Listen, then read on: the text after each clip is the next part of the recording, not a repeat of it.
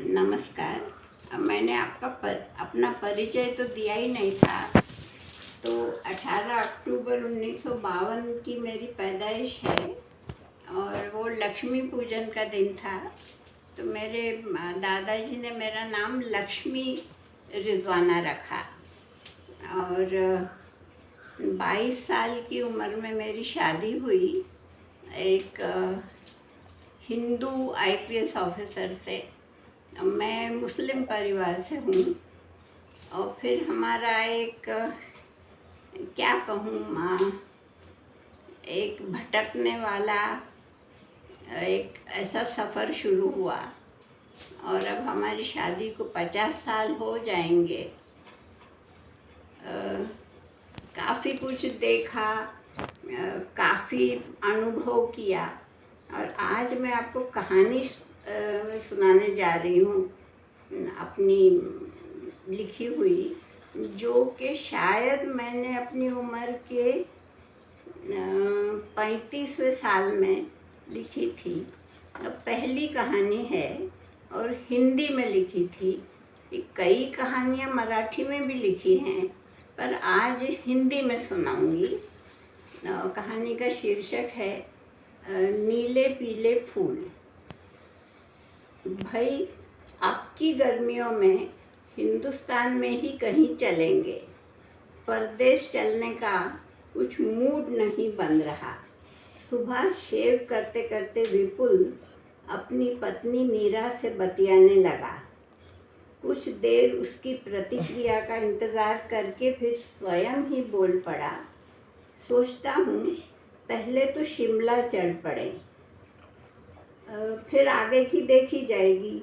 वैसे तो घिसी पिटी जगह है, गर्मियों में भीड़ भी रहेगी, लेकिन बच्चे भी तो बेरौनक जगह जाना नहीं चाहते। अब विपुल बिना नीरा की ओर देखे बोलता चला जा रहा था। अगर देख लेता तो शायद स्वयं चकित हो जाता। हिमाचल की उस राजधानी का नाम सुनते ही नीरा ऐसे कंपित हो उठी जैसे किसी हिमशिखा से चला कोई सर्द हवा का झोंका उसे छू गया हो। उसके मन का एक मूर्छित सोया कोना हजारों झंकारों के साथ जाग उठा। पिछली शाम ड्राई क्लीन हो आई साड़ियाँ अलमारी में लटकाती नीरा एकदम रुक सी गई, मानो उसकी किसी भी हलचल से विपुल अपना विचार बदल न दे। नीरा के इस बर्ताव के पीछे एक रहस्य था जो दबा पड़ा था एक किताब के पन्नों में, और वो किताब बड़ी हुई थी उसी अलमारी में पिछले कई वर्षों से। अरे भाई, कुछ बोलो भी। क्या सरकार को हमारा ख्याल पसंद नहीं आया? अगर नहीं तो तुम जहाँ कहोगी वहीं चलेंगे। परदेश ही कहीं चलना है तो? नहीं, ऐसी बात नहीं। मैं तो बस किसी सोच में उलझी हुई थी। अब की बार वाकई शिमला चलेंगे।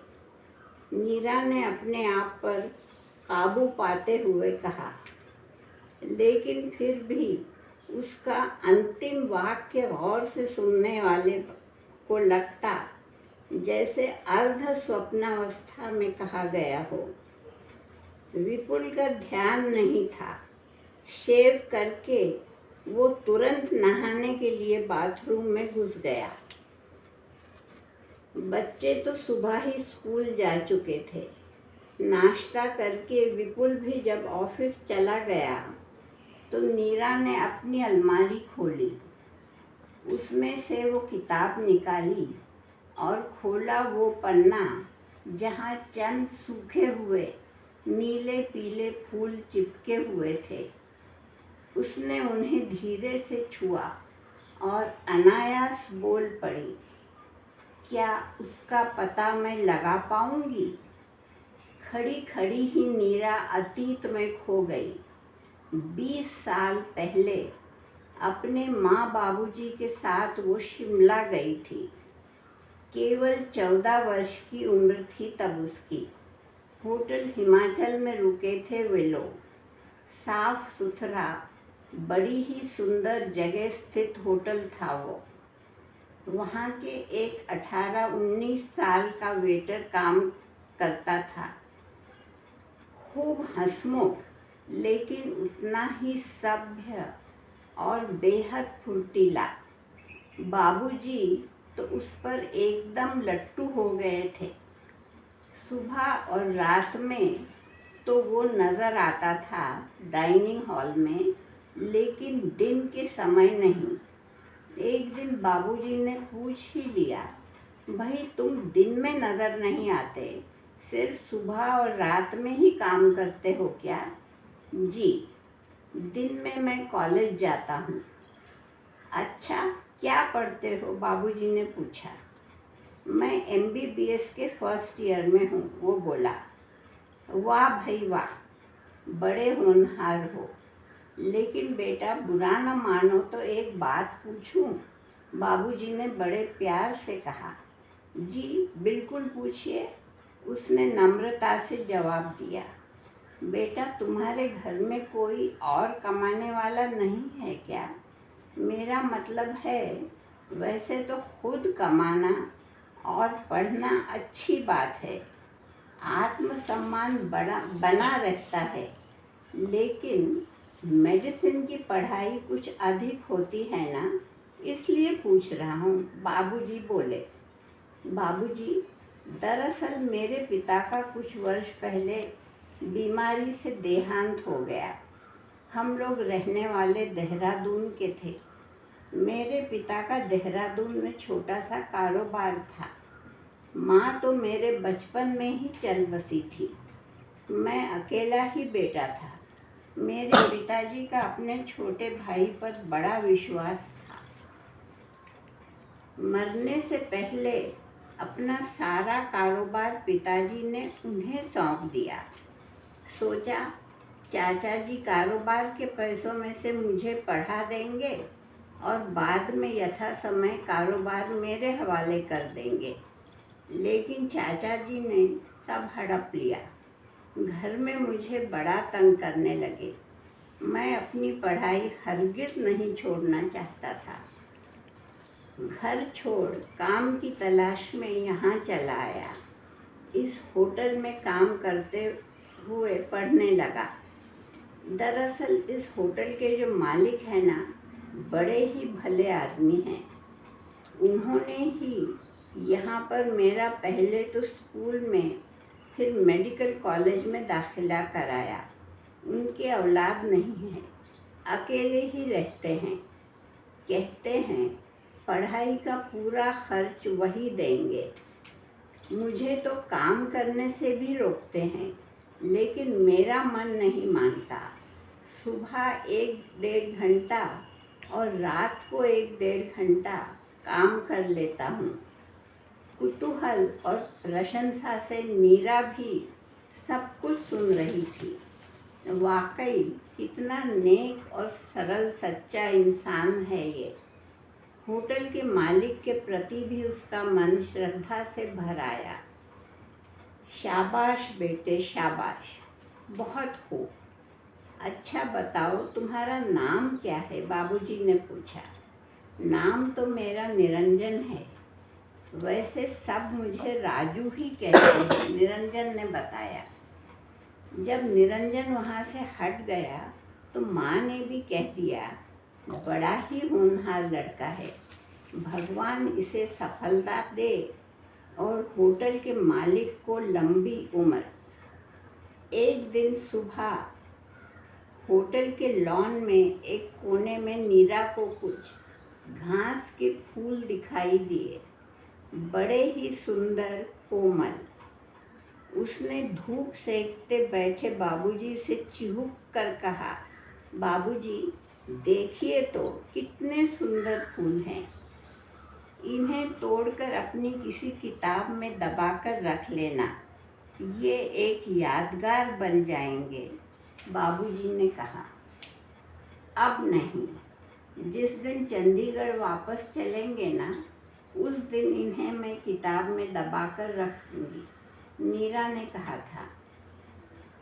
जिस दिन चलने लगे उस दिन नीरा उन फूलों के बारे में भूल ही गई। माँ टैक्सी में सामान लगवा रही थी, बाबूजी होटल का बिल अदा कर रहे थे। नीरा कुछ भूले तो नहीं, ये देखने के लिए अपने कमरे की ओर बढ़ी तो दरवाजे पर वही घास के फूल लिए निरंजन खड़ा था।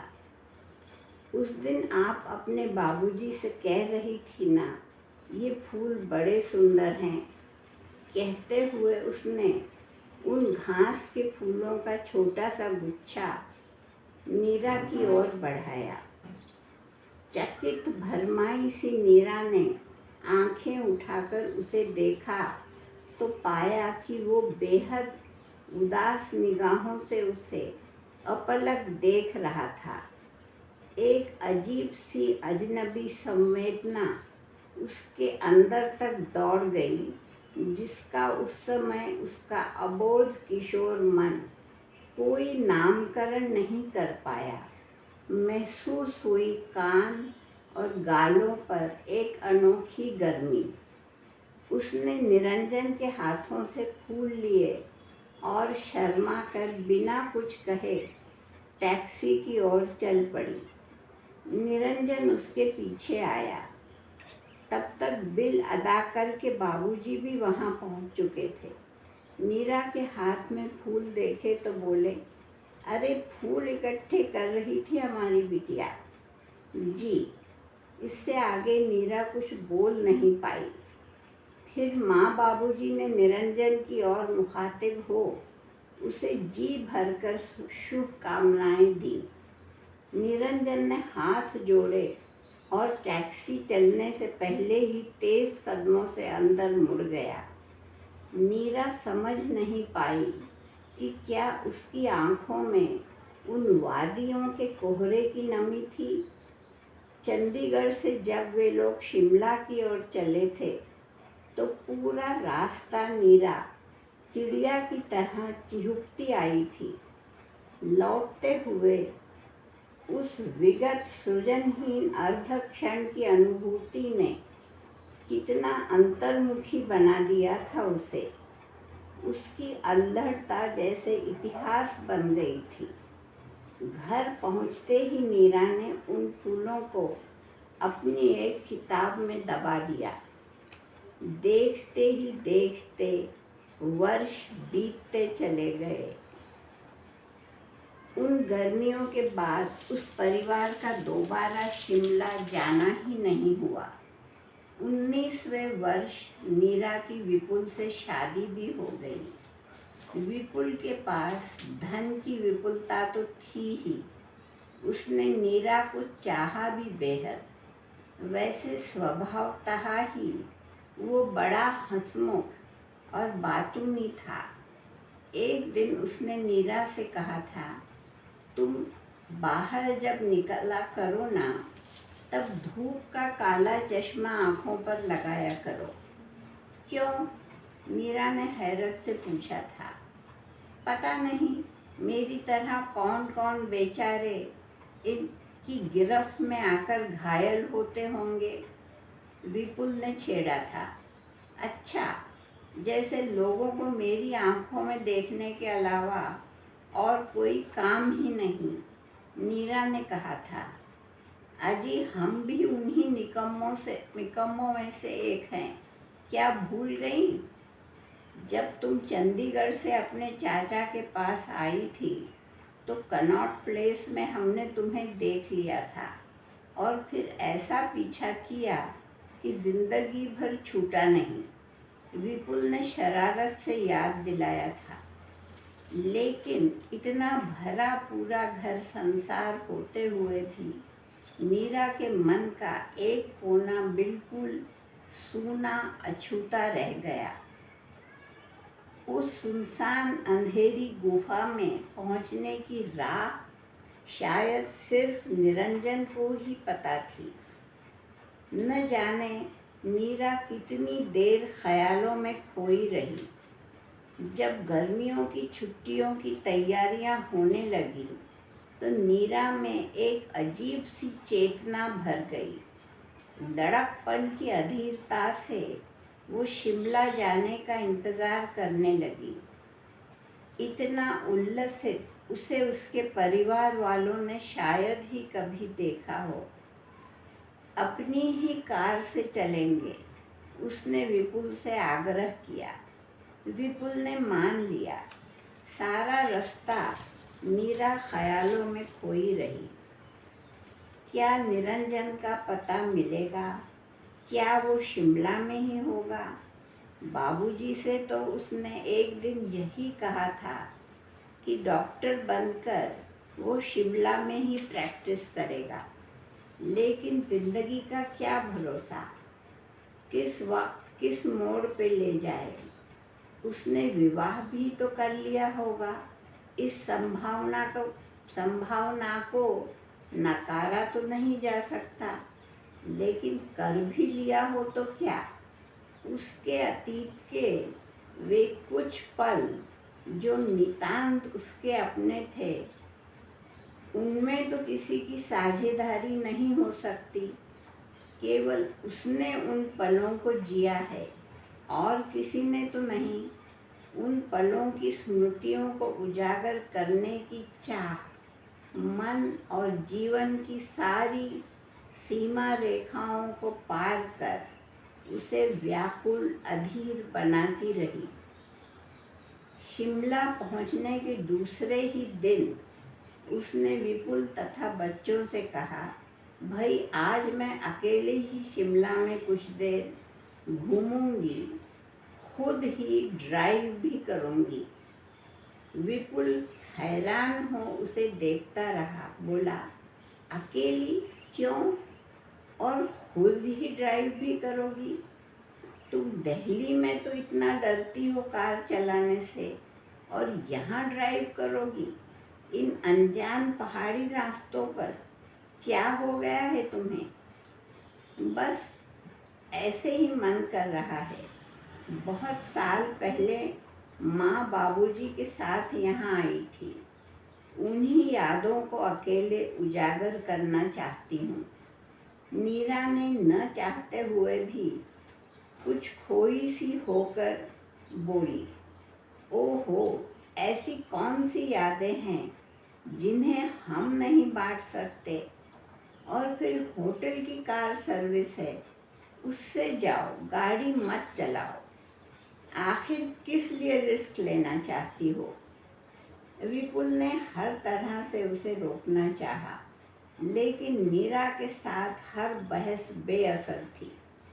बच्चे भी हैरत से माँ के इस बदले रूप को देखते रहे, बोले कुछ नहीं। विपुल ने हार कर कार की चाबियां नीरा को पकड़ा दी और हताश हो कमरे में बैठ गया। नीरा ने होटल से रोड मैप लिया और होटल हिमाचल की ओर चल पड़ी। एक अनाम धुन में सवार, कहीं कोई अपराध बोध नहीं, केवल एक आत्यंतिक उत्कंठा। क्या निरंजन को वो तलाश पाएगी? होटल हिमाचल पहुंचकर उसने कार पार्क की। होटल का हुलिया काफ़ी बदला हुआ नज़र आ रहा था। पहले कितना साफ सुथरा हुआ करता था ये होटल।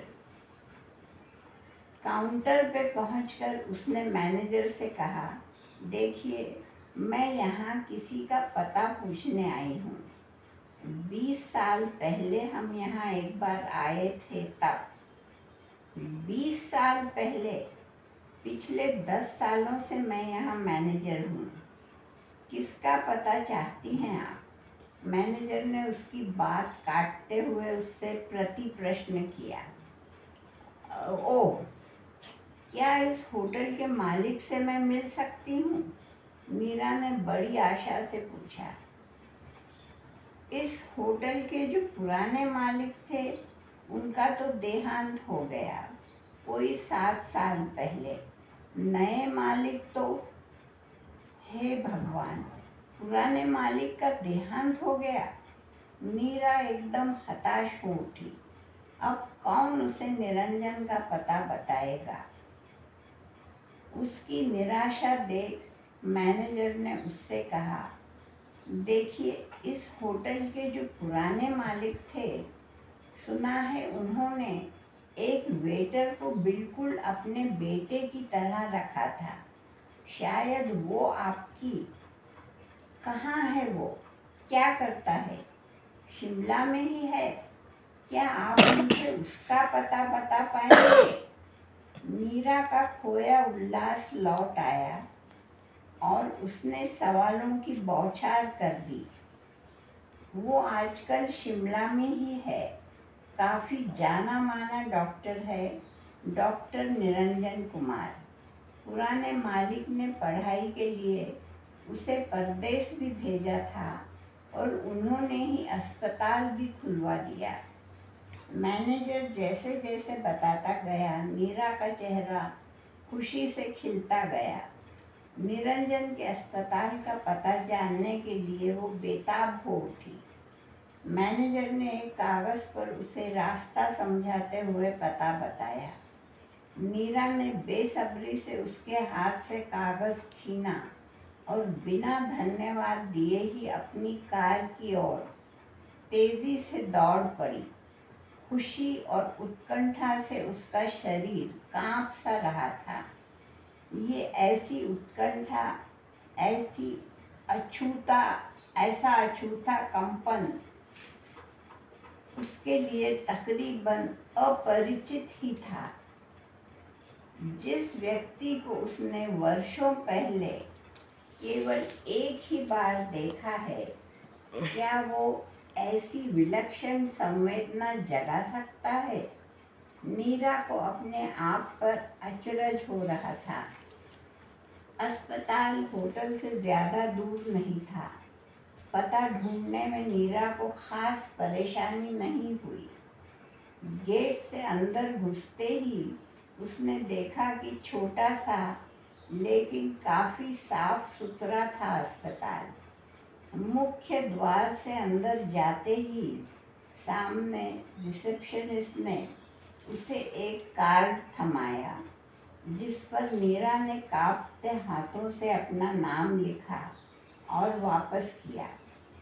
हॉल में कुछ और लोग भी बैठे हुए थे। मीरा एक कुर्सी पर जा बैठी।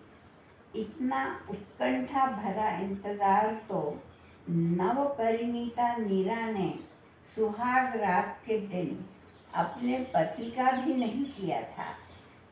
आज उसे वो व्यक्ति दिखने वाला था जिसे इतने वर्षों में वो बिल्कुल भी नहीं भूली थी।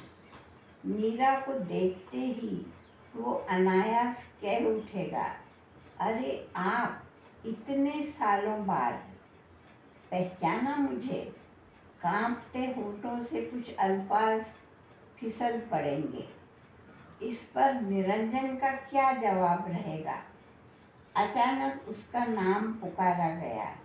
दरवाज़ा खोलकर अंदर जाने तक उसका मुंह सूख गया और शरीर पसीने से लथपथ। सामने वही निरंजन था। मीरा मूर्तिवत खड़ी उसे देखती रही। आइए बैठिए।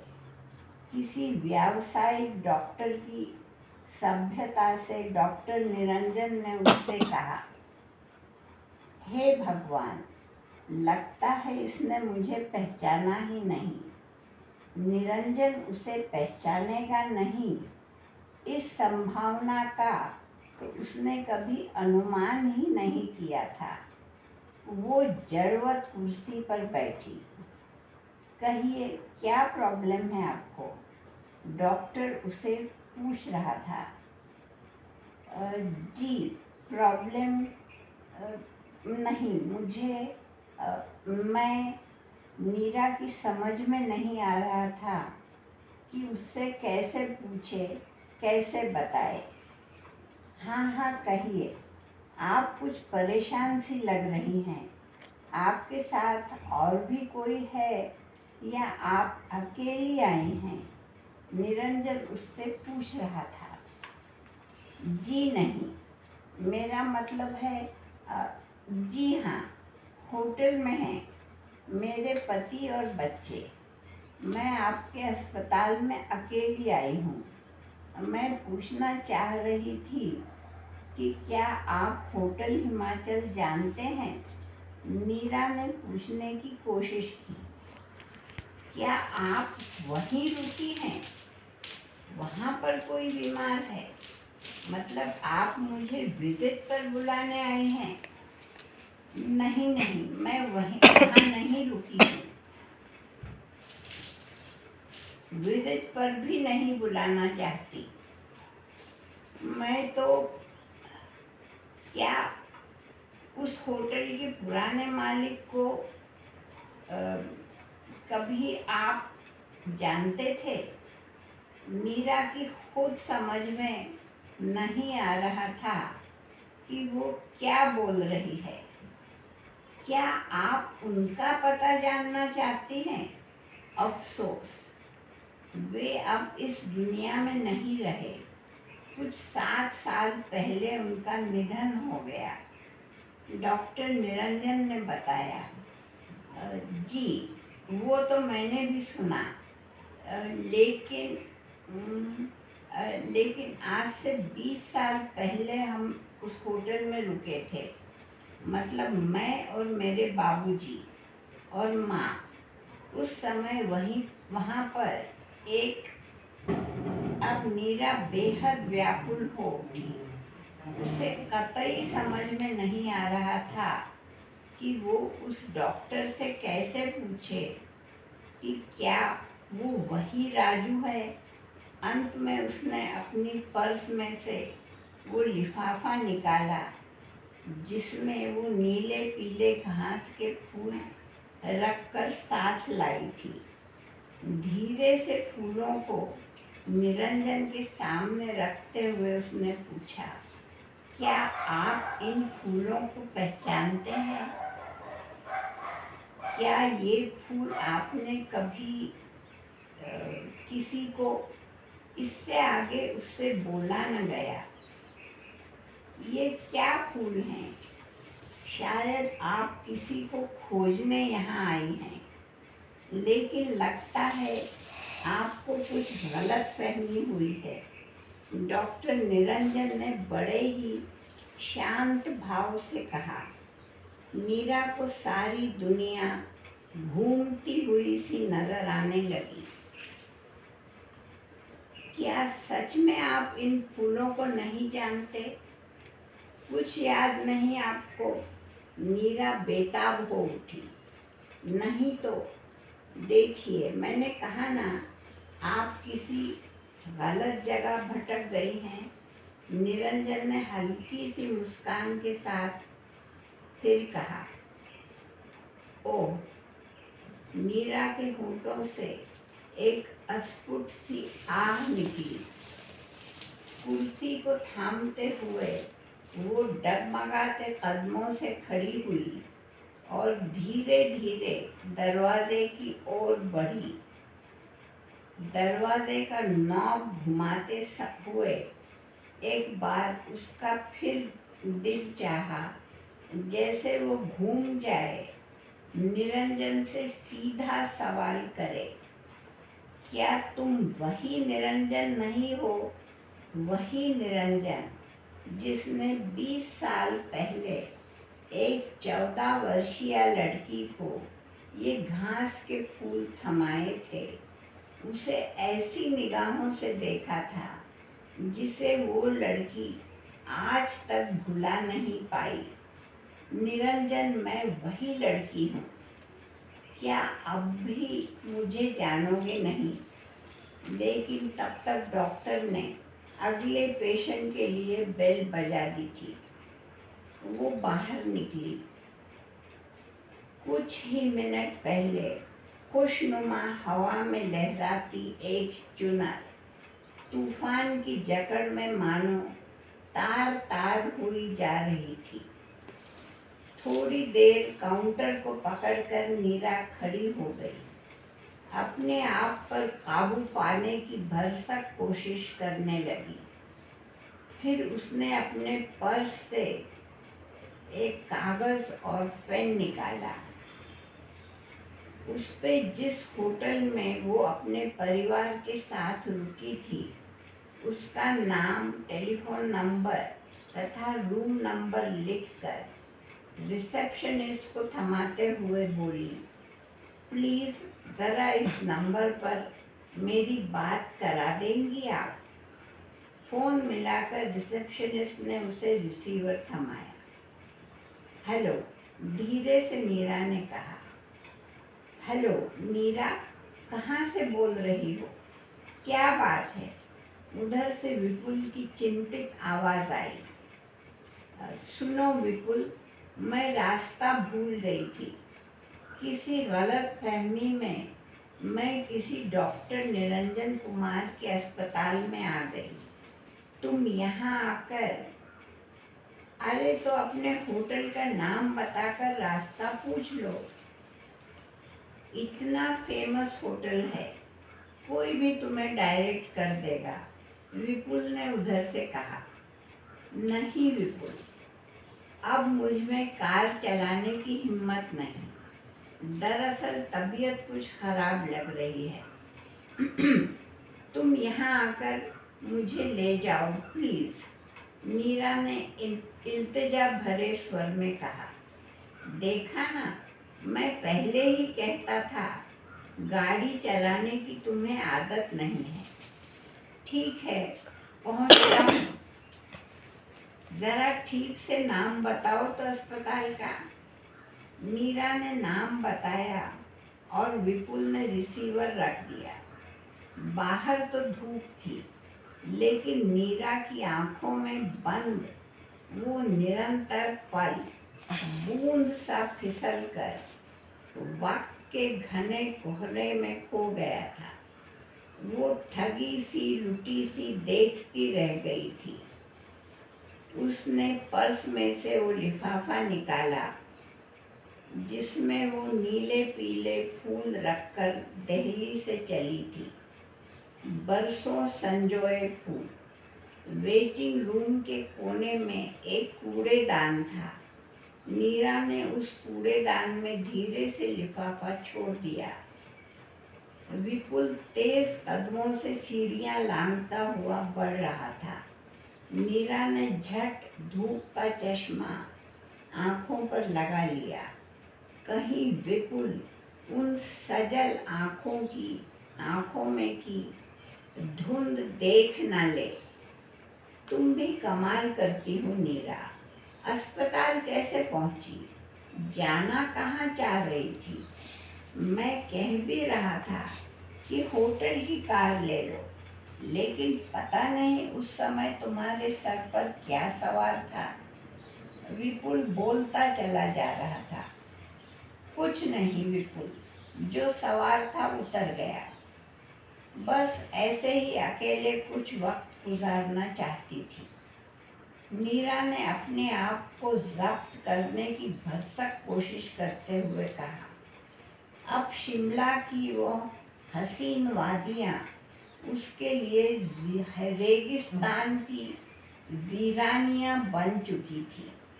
रात में काम खत्म करके डॉक्टर निरंजन कुमार अपने निवास पर डायरी लिख रहे थे। नीरा, पहली बार मुझे उसका नाम मालूम हुआ। जब मैंने उसे कमरे में घुसते देखा तो मैं स्तब्ध रह गया। इतने वर्षों बाद मेरे सामने वही आंखें जिन्हें मैंने किस किस में नहीं तलाशा। उन आँखों को मैं भला भूला ही कब था। अपने आप को कितनी मुश्किल से संभाला। अब भी वे आँखें वैसी ही थी, उतनी ही निश्चल निरागस। जब मैंने पहचानने से इनकार किया तो उफ, कितनी आहत। उनमें की दीप्ति जैसे बुझ सी गई। लगा बढ़कर उसे थाम लूं और कह दूं, हाँ नीरा, मैं वही निरंजन हूँ जिसे खोजती हुई तुम यहाँ आई हो। लेकिन बड़ी निर्ममता से मैंने खुद को रोका। वो शादीशुदा थी। उसके कार्ड पर लिखा था, मिसेस नीरा सेठ। हमारे रास्ते कब के जुदा हो चुके थे। प्रथमतः मुझे लगा वो वाकई पेशेंट की तौर से मेरे पास आई है। इतने वर्षों तक उसने मुझे याद रखा होगा, ये तो मैं सोच भी नहीं सकता था। जब हम पहली बार मिले थे तब मैं था ही क्या, केवल एक वेटर। लेकिन जब एहसास हुआ कि वो मेरी ही खोज में है तो हैरानी के साथ एक असीम खुशी का भी एहसास हुआ। फिर भी मैंने निर्दयता से अपरिचय ही जताया। नियति की विडंबना ही सही, लेकिन हम लोगों के वजूद का सम्मान अपरिचय बनाए रखने में ही था। वरना पता नहीं उस मृगजल के धारा प्रवाह में पतित हो हम किस ओर बह निकलते। उभरना कितना मुश्किल होता। वक्त उसे मरहम लगा ही देगा। वक्त किसी भी डॉक्टर से बड़ा डॉक्टर। लेकिन सोचता हूँ तो सिहर उठता हूँ। मेरे प्रति इतनी गहरी आसक्ति रखते हुए अपने पति के साथ इतने वर्ष कैसे बिताए होंगे उसने। अतीत को अनागत में बदलने के प्रयास में क्या उसने अपना वर्तमान नहीं खोया होगा। मैंने तो शादी ही नहीं की। उन आँखों की गिरफ्त में गिरफ्तार मैं रिहा कब हुआ। लेकिन नीरा, अच्छा हुआ इन फूलों का लिफाफा वो मेरे अस्पताल में फेंक गई। भगवान करे इन फूलों के साथ साथ वो अपनी संजोई यादें भी फेंक दे। वो यादें और नीरा के स्पर्शित फूल दोनों ही अब मेरी धरोहर रहेंगे। शायद मेरे ना पहचानने से वो मुझसे नफरत ही करने लगी हो। उसके लिए तो उस मोहमयी मृग तृष्णा से ये नफरत ही अच्छी। डॉक्टर निरंजन ने अपनी डायरी में बड़े जतन से वो फूल रखे और धीरे से उस डायरी को उठा अपने सीने से लगा लिया। अनायास ही उनकी आंखें भर आईं। नमस्कार।